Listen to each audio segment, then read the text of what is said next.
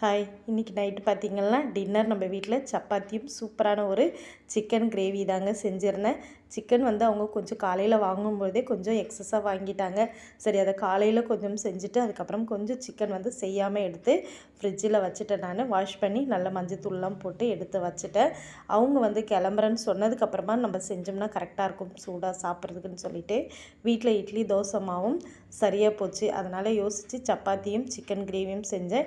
இந்த காம்பினேஷன் யாருக்கெல்லாம் பிடிக்கும்னு சொல்லுங்கள். எங்கள் வீட்டில் 2 பேருக்குமே சரி டிஃபன் ஐட்டம் கொடுத்தா நல்லா சாப்பிடுவாங்கங்க.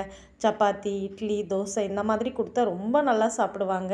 3 நேரம் கொடுத்தாலும் சாப்பிடுவாங்க. நான் ரைஸுன்னா அவங்க கொஞ்சம் ஓரளவுக்கு ஒத்துக்கிட்டாலும் தம்பிக்கு சுத்தமாக பிடிக்காதுங்க.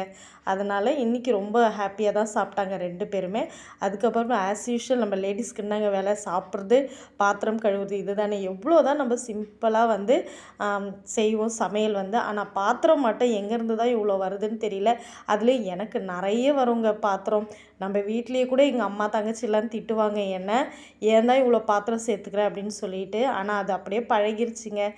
எப்பவும் போல் அடுப்பெல்லாம் தொடச்சி விட்டுட்டேன். நான் அடுப்பும் கவுண்டர் டாப்லாம் தொடச்சிட்டு தான் நான் எப்போவுமே பாத்திரமே விளக்கி கழுவேன். மறுபடியும் கொஞ்சம் ஈர துணி வச்சு தொடச்சேன். இந்த பாட்டில்லாம் கொஞ்சம் மளிகை சாமான்லாம் வாங்கணும் இல்லைங்களா, மாதம் மாதம் வாங்குவோம். முதல் தேதியிலே வாங்கிடுவோம். அதனால் எல்லாத்தையும் காலியாக எதெல்லாம் இருந்ததோ அதெல்லாம் கழுவி கமுத்தி வச்சுருக்கேங்க. அவ்வளோதான். பாத்திரம்லாம் கழுவிட்டு ஷிங்க்கெல்லாம் நீட்டாக கழுவி விட்டுட்டேன் கொஞ்சமாக. அதுக்கப்புறம் கம்ஃபர்ட் அதில் ஊற்றி விட்டுடுவேன். எனக்கு தெரிஞ்சது கைக்கு வந்த மாதிரி சின்னதாக ஒரு கோலம் போட்டுட்டேங்க. மஞ்சள் குங்குமம் நாளைக்கு வச்சுக்கலாம். ஏன்னா இன்றைக்கி நான்வெஜ் செஞ்சோம் இல்லைங்களா, அதனால் நாளைக்கு வியாழக்கிழமை அழகாக சுத்தமாக அடுப்பை இன்னும் நல்லா வாஷ் பண்ணிவிட்டு அதுக்கப்புறம் வச்சு விட்டுடலான்னு விட்டுட்டேங்க. இது பார்த்திங்கன்னா நம்மளுக்கு தான் இட்லி தோசை மாவு இருந்தால் கை அதிலே போகும் இல்லைங்களா, அதனால் இந்த கருப்பு கவுனி அரிசியை நான் கண்டுக்கவே இல்லைங்க. இது வாங்கி ஒரு 3 மாதத்துக்கு ஆயிடுச்சு. சரி, நாளைக்கு இதை கஞ்சி பண்ணிடலான்னு சொல்லிவிட்டு இதை நல்லா ஒரு 2-3 டைம் நல்லா வாஷ் பண்ணிவிட்டு ஊற வச்சு நான் ஃப்ரிட்ஜில் வைப்பேங்க. நீங்கள்லாம் எப்படி வெளியில் வைப்பீங்களான்னு சொல்லுங்கள்.